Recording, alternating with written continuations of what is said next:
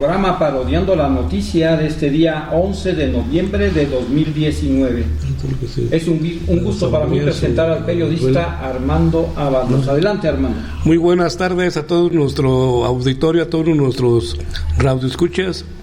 Hoy tenemos la visita del profesor Juan Pérez Medina. Él fue diputado federal y dirigente del Centro de Michoacán. Hoy nos visita en la cabina Parodiando la Noticia con un tema internacional, tema muy interesante, y para eso yo lo quisiera saludar. Buenas tardes, profesor. Buenas tardes, muchas gracias por la invitación y estamos aquí a sus órdenes. Gracias por a los radioescuchas por escucharnos. Muy buenas tardes. Quisiera yo saludar a nuestro analista político José Pantoja. Buenas tardes, José. Buenas tardes, Armando. Buenas tardes, profesor. Buenas tardes, Miguel. Estamos a través de Radio Mujer Michoacana, de Gigante Informativo, todo Morelia y primero Voz Informativa. Llegamos alrededor de 10,000 personas y gracias a todos los que nos hacen el favor de escucharnos y vernos todos los lunes, miércoles y viernes, y empezamos.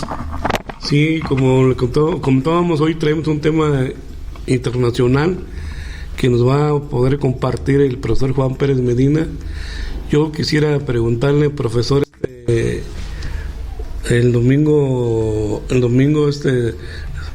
el presidente Evo Morales de Venezuela presentó su renuncia como presidente. ¿Qué lectura le da a este acontecimiento y qué efectos políticos va a traer al mundo? Bueno, la renuncia es realmente algo muy lamentable. El día de ayer se rompió el orden constitucional, la legalidad en Bolivia. El presidente había aceptado las recomendaciones de la OEA, que había venido investigando los resultados electorales anteriores en los que del 20 de octubre hubo elecciones el 20 de octubre en Bolivia, y Evo Morales resultó ganador con más del 11% sobre su segundo lugar, que su contendiente, que es Carlos Mesa, expresidente también de Bolivia, y que invocaron la necesidad de ir a una segunda vuelta. Sin embargo, el Tribunal Electoral sancionó que no era indispensable una segunda vuelta por la cantidad de votos logrados a favor de Evo Morales. Esto generó una crisis política a partir de la no aceptación de los resultados electorales por parte de la oposición, y a partir de ahí se genera una serie de acontecimientos que vienen siendo retomados fundamentalmente por la ultraderecha, ¿no? Para tratar de capitalizar el descontento que en su momento se dio a partir del llamamiento que hace Carlos Mesa, la no aceptación, y que posteriormente lleva a las calles en una vorágine creciente de violencia a los seguidores de estos personajes. Y Carlos Mesa queda en segundo lugar y viene ocupando ese espacio fundamentalmente las iglesias fundamentalistas en Bolivia, y un sector proempresarial oligárquico que siempre ha tenido el interés de derrocar a Evo, o de impedir que siga gobernando el movimiento al socialismo, que tiene su sede fundamentalmente en la ciudad de Santa Cruz, en Bolivia, donde se asienta el capital económico de ese país. Y bueno, pues al final del día se organizan. La policía no actúa en ningún momento, porque además tampoco lo pide Evo Morales, pero tampoco están atentos a los desmanes que ocurren, y ya se sabe que esto es de conocimiento casi general, ¿no? Porque se ha hecho público por los medios y por redes que estos grupos habían focalizado sus puntos donde había que atacar, y bueno, iniciaron atacando edificios públicos, instituciones públicas, pero acabaron atacando las casas y a las familias de los representantes del pueblo, de la dirigencia, del poder instituido en Bolivia, generando una crisis enorme. Todavía el día de ayer se vieron las imágenes cuando ingresan a la casa del presidente y desmantelan prácticamente todo lo que hay ahí. Ante la decisión de Evo Morales de atender lo que determinó la OEA, anunció que iba entonces a nuevas elecciones con la intención de acabar con la tensión que estaba en ese momento. Sin embargo, ya el ejército no aceptó y le exigió la renuncia, y bueno, pues se ve obligado a renunciar fundamentalmente por un asunto, ¿no?, que es evitar un derramamiento de sangre, una guerra civil en Bolivia. Esto, ¿qué cosas, qué tiene que ver? Bueno, primero que la primera consecuencia es que abre de nueva cuenta un capítulo que parecía cerrado, ¿no? O sea, vivimos la época de los 60, los 70 y hasta los 80 con Pinochet, gobiernos de facto, gobiernos con dictadores surgidos de las Fuerzas Armadas, ¿no?, que los padecieron prácticamente todos los países de América Latina con muy pocas salvedades, ¿no? ¿Quién no recuerda a Stroessner en Paraguay, a Videla en Argentina, a Somoza en Nicaragua, bueno, Batista en Cuba, tantos, ¿no?, que hubo, Pinochet, ¿no?, que no se nos olvida, en Chile.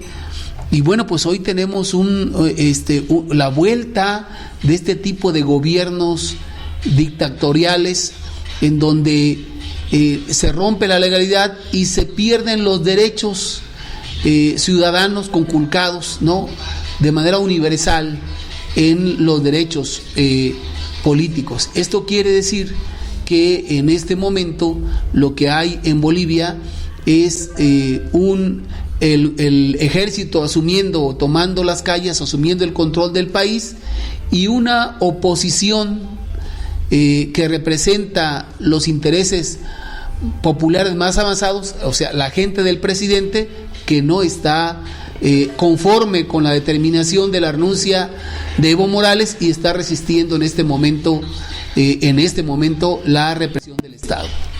Profesor, ante estos acontecimientos, el secretario de Relaciones Exteriores de México, Marcelo Ebrard, ofreció asilo político al presidente Evo Morales. ¿Qué lectura, qué efectos puede tener?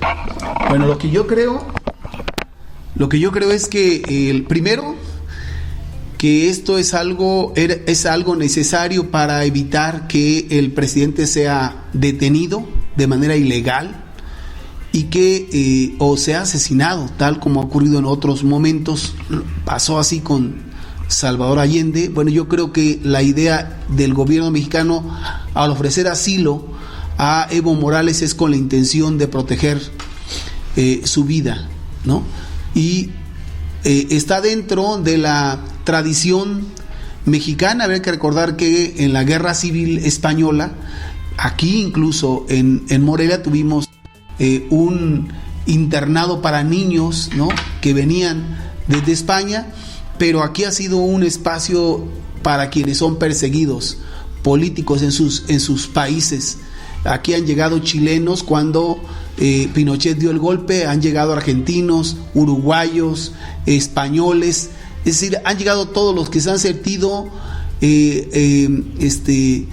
perseguidos y han encontrado en México un espacio para asegurar o para la salvaguarda de su vida y de la vida de sus familias. Me parece que es un hecho correcto. Y en segundo lugar, la posición de México es totalmente correcta. Yo estoy de acuerdo, aplaudo al presidente, ¿no?, con lo que ha hecho el día de hoy a partir de la crisis en Bolivia. Primero, no lo digo directamente, pero denuncia el silencio cómplice de la Organización de Estados Americanos, ¿no?, que en otro momento, si se tratara de otro tipo de gobierno, ya estarían haciendo reuniones para condenar los actos. Pero como es Evo Morales, la OEA se ha guardado silencio hasta hoy, no ha dicho esta boca es mía, para intentar restablecer la legalidad en Bolivia. Segundo, bueno, pues esta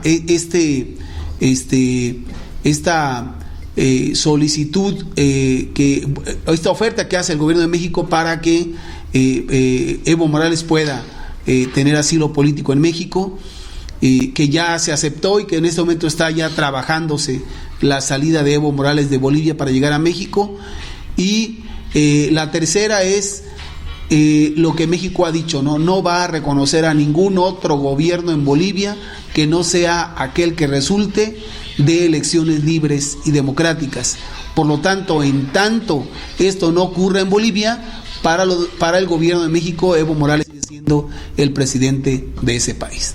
Yo quiero saber su opinión, profesor. En Bolivia no solamente se destituyó o se le dio golpe de Estado, como algunos lo manejan, a Evo Morales, también destituyeron a toda a la Cámara de Diputados, senadores y algunos más.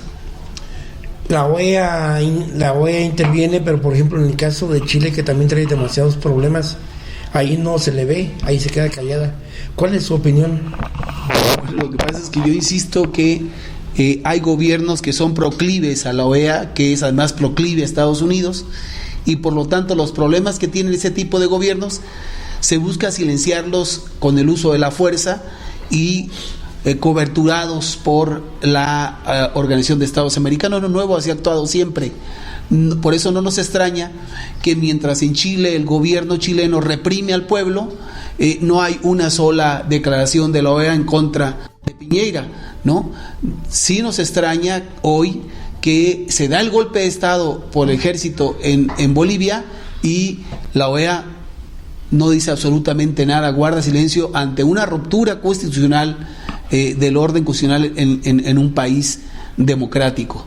Entonces, yo creo que esas dos cosas son importantes decirlo. La OEA actúa de acuerdo con los intereses de Estados Unidos y en este caso, en el caso de Bolivia, no están los intereses de Estados Unidos en juego. Así es que por eso no están, los intereses de Estados Unidos en el juego, sino que lo que está en juego es la democracia y esa no le conviene a los Estados Unidos. Esto es para decir por qué la OEA mantiene esa circunstancia. Y dos, quiero aclarar que no los han renunciado. A partir de la renuncia de Evo Morales y la renuncia de su vicepresidente, hay una serie de renuncias que han acompañado a todo ese gobierno, es decir, los diputados del MAS, los senadores del MAS, algunos de ellos han renunciado, gobernadores, etcétera. Varios fueron obligados a hacerlo y otros renunciaron acompañando a Evo Morales. Lo que es cierto es que en este momento no hay gobierno en Bolivia, ¿no?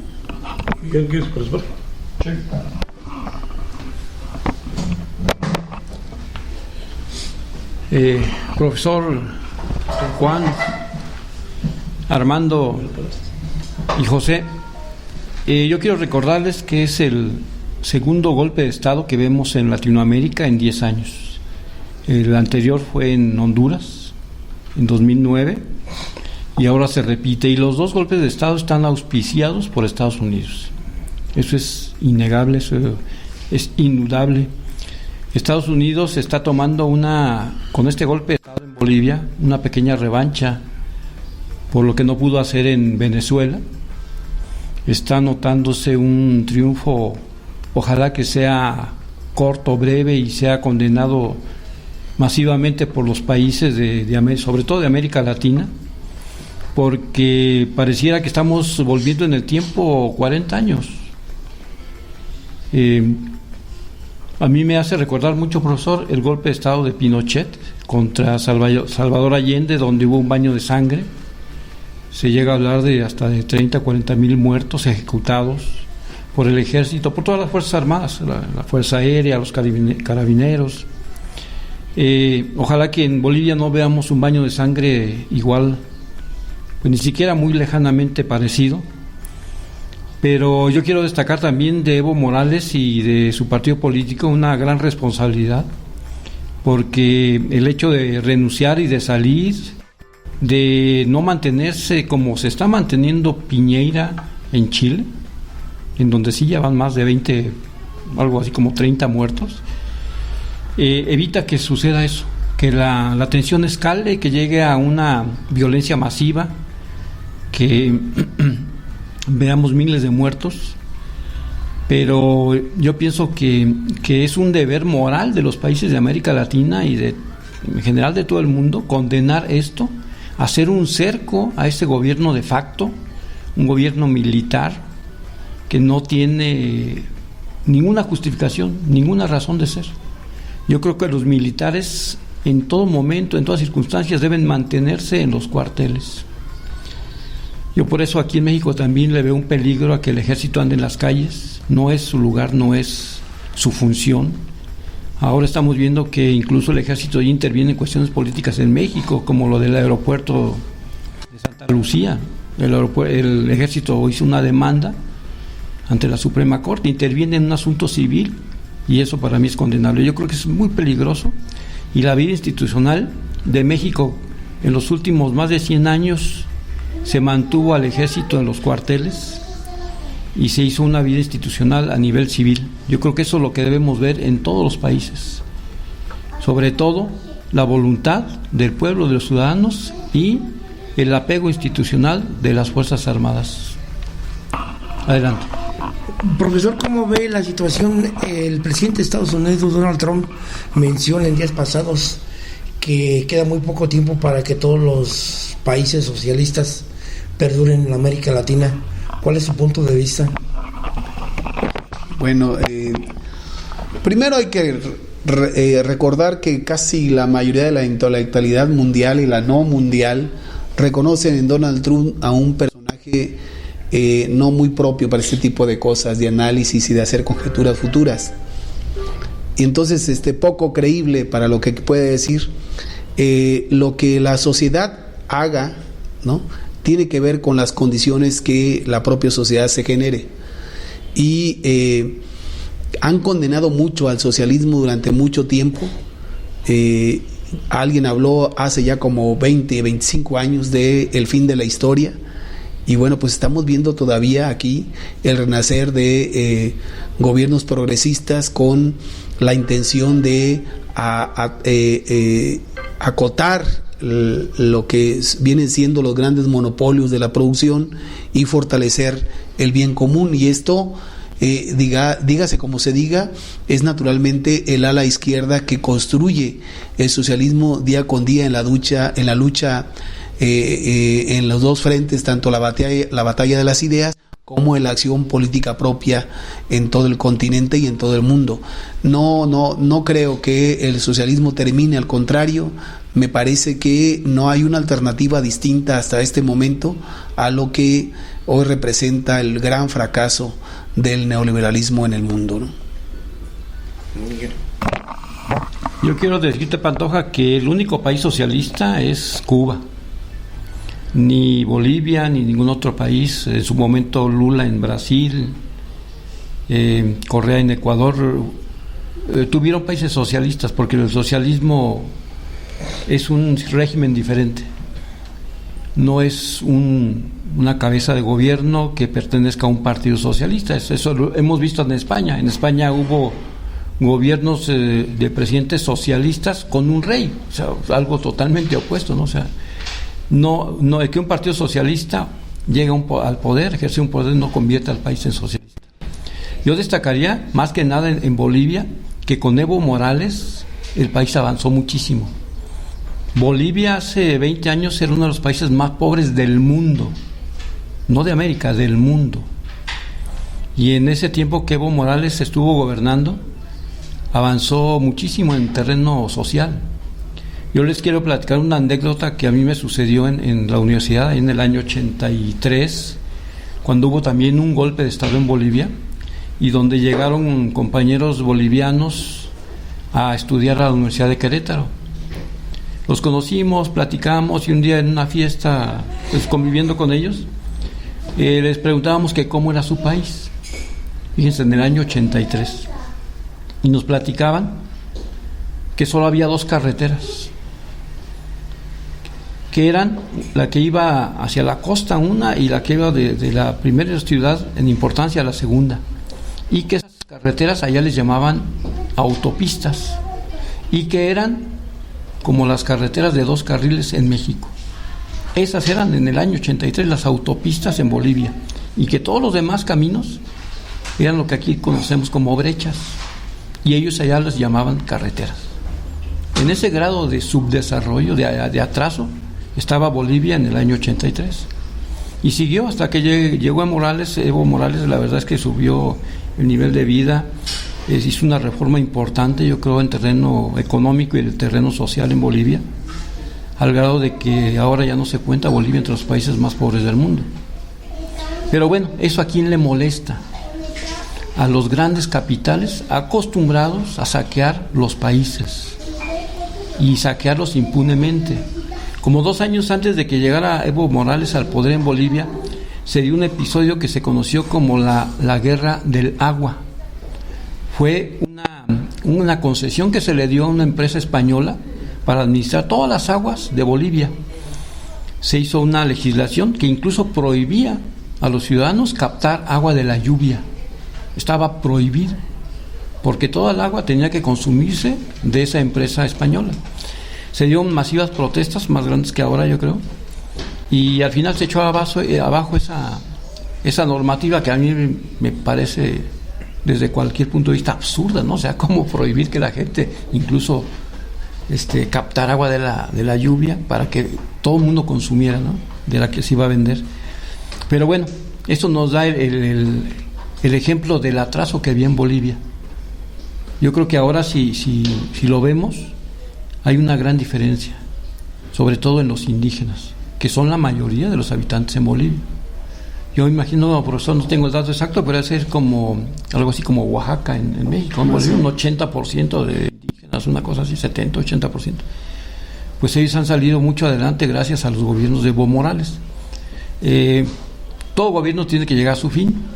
Qué malo que haya llegado de esta forma, y qué malo que si un golpe de Estado se consolida en Bolivia, pudiera echar atrás todos esos logros, todas esas reformas que beneficiaron a la población en Bolivia. Adelante. Vamos a regresar aquí a México, profesor. A mí me gustaría que nos platicara qué está pasando con Morena a nivel nacional.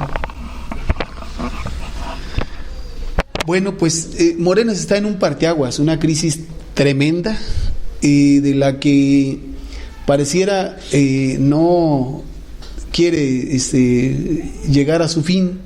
El día de ayer, después de que el Tribunal Electoral determina que el proceso de elección de las dirigencias estatal y la dirigencia nacional debe reponerse, entonces inicia como esta última etapa de crisis interna que pensamos se debía de haber resuelto el día de ayer, en que la presidenta del Consejo Nacional, Berta Luján, convocó a una reunión del Consejo para determinar qué hacer en torno a esta determinación del Instituto.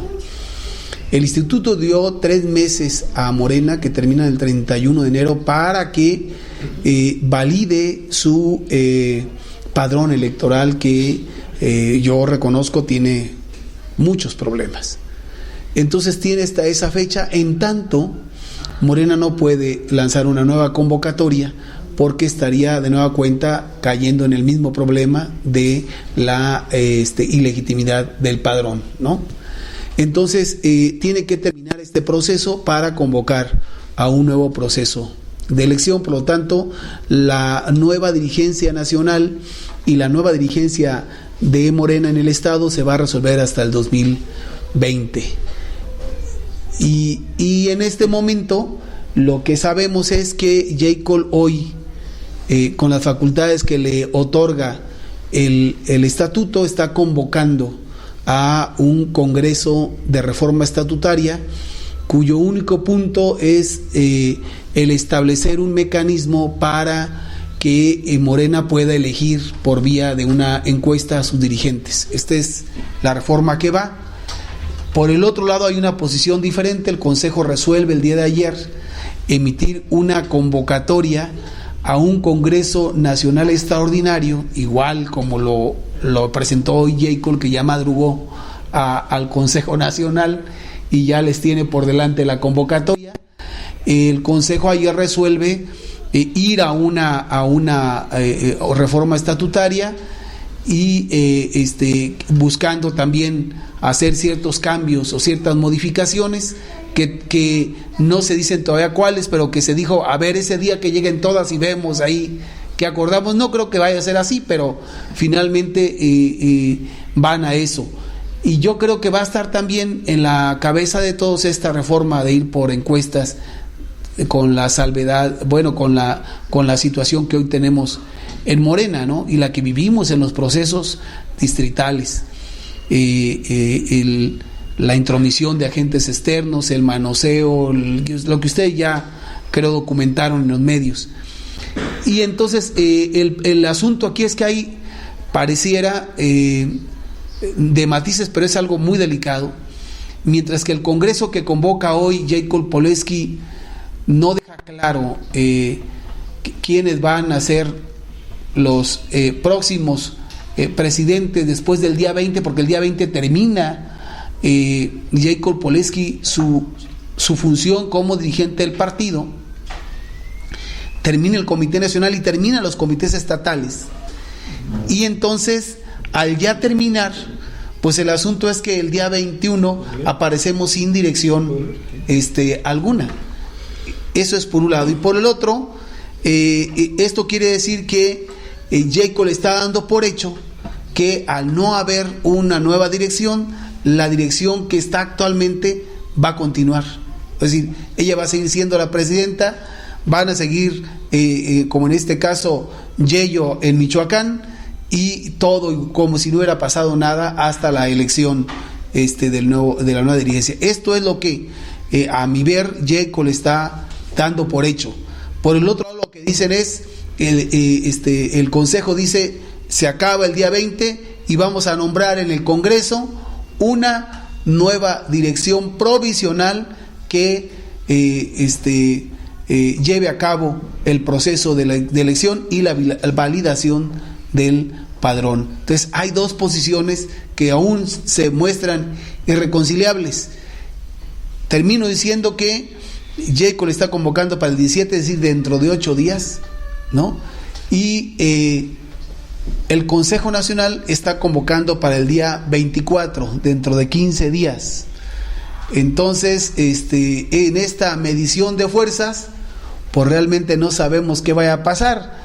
No sé si vayamos a ir a los dos congresos o si va a haber fijar posición y los de Jacob van a un congreso el 17 y los que sigan el acuerdo del Consejo Nacional van a un congreso el 24, si efectivamente se cumple con lo que el Consejo Nacional dictaminó el día de ayer de convocar para el día 24. Así es que la telenovela aún no termina y está, dijo aquel, en su fase más crítica. Profesor, tenemos una pregunta de nuestros radioescuchas en el Face. ¿La quiere contestar? Claro que sí. A ver, muy bien. Sí. Profesor, es un saludo primero de Erika Farías y le hace, son dos preguntas en realidad, vienen en el mismo párrafo. Dice, ¿qué opinión tiene sobre los comentarios donde se hablaba de un golpe de Estado en México por el tema de la inseguridad? Esa es la primera. Y la segunda, su opinión sobre las tomas ocurridas en las oficinas de Morena las semanas pasadas en Morelia. Bueno, el asunto del golpe de Estado es un asunto que no hay que todos los ciudadanos tenemos que tenerlo en la agenda. Yo hace rato al iniciar el programa dije, perdón, el golpe de Estado en Bolivia alienta a los golpistas, ¿no? Sobre todo auspiciados por la CIA, que es un hecho que el Pentágono está detrás de todo eso, no nos cabe la menor duda, y que está todos los días conspirando contra los pueblos de América Latina y del mundo, no nos queda tampoco ninguna duda. Entonces hay que tener muy claro, como dice el dicho, hay que poner nuestras barbas a remojar. Entonces yo creo que sí es indispensable tener mucho cuidado. Creo yo que en este asunto voy a aprovecharlo para decirlo. O sea, En este asunto hay una propuesta que salva o que puede salvar la República de la inseguridad que estamos padeciendo y que no se ha atendido. No se ha hecho y no se ha atendido. Lo han hecho varios, pero yo quiero reiterarla aquí. Hay que observar el proceso de Cherán. Ese proceso de vida comunitaria es el ejercicio que México necesita para salir del problema de la inseguridad. Yo no sé a quién no le convenga, pero me parece que hay que voltear hacia ejercicios como estos de gobiernos locales organizados por la propia gente para brindarse seguridad. Lo digo de manera muy clara, en cualquier colonia, a veces incluso los vecinos de un lado al otro no se conocen, no saben quiénes son, qué hacen, a qué se dedican, etcétera. La vida comunitaria es distinta, te tienes que conocer, tienes que saber quiénes son, dónde están, cómo nos cuidamos, cómo nos protegemos, cómo nos brindamos los servicios, cómo nos echamos la mano.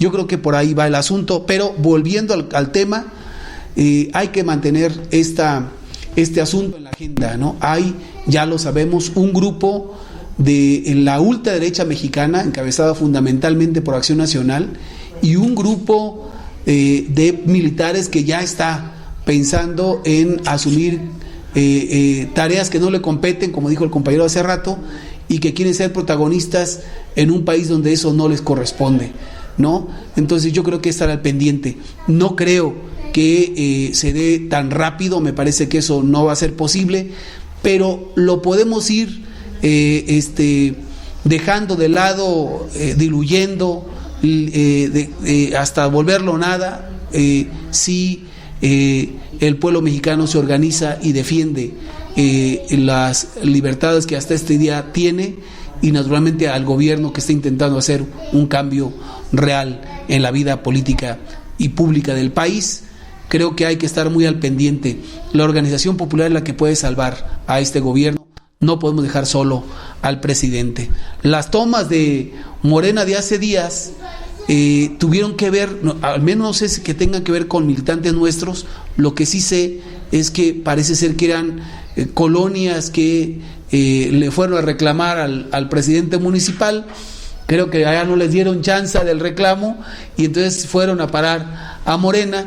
Morena no tiene nada que ver con los asuntos del desempeño de Raúl Morón como presidente municipal de Morelia. Hay que recordar que él no es todavía un militante de Morena, y hay que decirlo, en este momento la debilidad institucional de Morena, al no resolverse este asunto, hace que tenga muy poca autoridad sobre sus gobernantes o representantes populares. Ese hándicap es parte de lo que tiene que resolver el partido si quiere ser un partido distinto. Te quiero te preguntar, es Adela Ortiz, que ella dice que si el regreso de Sergio Pimentel es legal. ¿El qué? Regreso. Sergio Pimentel a la elección, no se conoce. Que si el regreso de Sergio Pimentel. Voy a decirlo de alguna manera. El documento que se presenta cuando, de acuerdo a los acuerdos del Consejo para ir a la elección de Morena, dice que los funcionarios del partido tienen que renunciar. Y aquí se acordó que renunciaran el mismo día de la elección, es decir, ahí mismo deben de firmar, de hacer su renuncia y entregarla a la mesa para que la mesa pueda consignarla. Entonces, bueno, pues se supone, porque yo no estuve en esa asamblea, Yello Pimentel lo hizo por Puruándiro, y entonces se supone que ahí debió haber entregado su renuncia a la presidenta de la mesa, cosa que no hemos podido constatar hasta hoy, ¿no? Pero si no lo hizo, faltó a la norma estatutaria, y entonces naturalmente queda invalidada su elección si no lo hizo. Bueno, ya se invalidó la elección, pero si fuera vigente, se invalidaría si no lo hizo. Ahora, si lo hizo, que no lo sabemos, nadie lo sabe, efectivamente es válida en términos estrictos, ¿no? O sea, ¿por qué la renuncia además decía en carácter irrevocable? La elección se fue, a nadie le interesa que haya renunciado o no, ese era eso es un asunto personal ¿no? Entonces, él renunció, la renuncia es válida, pero habría que decirlo que aquí nos estamos tratando de como de aguantar entre todos para no hacerle más daño al partido, dicen, ¿no? Y voy a decirlo porque Jacob Polensky fue a la elección de su distrito, a su asamblea distrital, tuvo que haber renunciado ahí con el mismo formato, porque es un formato único nacional, con carácter irrevocable, y sin embargo sigue siendo la presidenta nacional. Berta Luján fue al Estado de México, a su asamblea distrital, y